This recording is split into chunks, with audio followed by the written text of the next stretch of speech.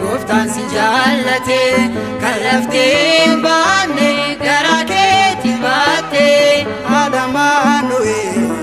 isa fayyisaa siin jechuun akkamiin anubsa Adamaanu'eel isa fayyisaa siin jechuun akkamiin anubsa qulqullummaa kee argee Goftaan si jaallate kan laftiin baanne garaa keetti baatte Adamaanu'eel isa fayyisaa siin jechuun akkamiin anubsa Adamaanu'eel isa fayyisaa siin jechuun akkamiin anubsa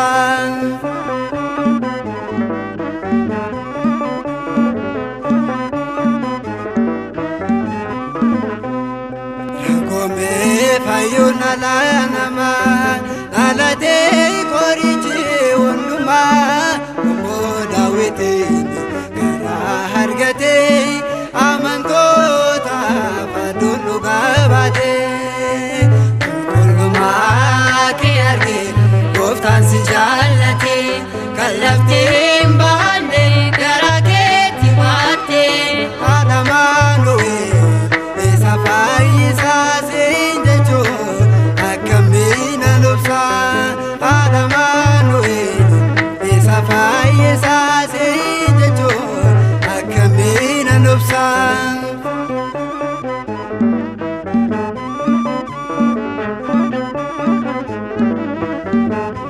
hojii gaarii warri qabaatani jiruu turanii dubartoonni dunee kan sheekuun addaa warra kaan irraate gonfoo kabajaan isheen gonfamtetti qulqullummaa kee argee Goftaan si jaallate kan laftiin baanne garaa keetti baatte Adamaanu'eel isa fayyisaa siin jechuun akkamiin anubsa Adamaanu'eel isa fayyisaa siin jechuun akkamiin anubsa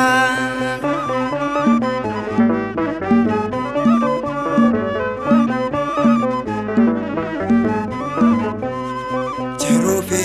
jireenya ilmoo namaa badeenni ture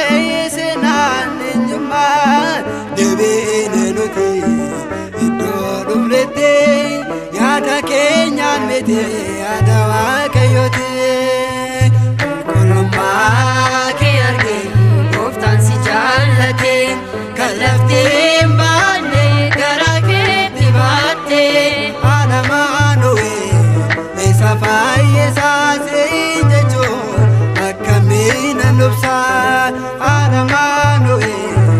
isa fayyisaa siin jechuun akkamiin anubsa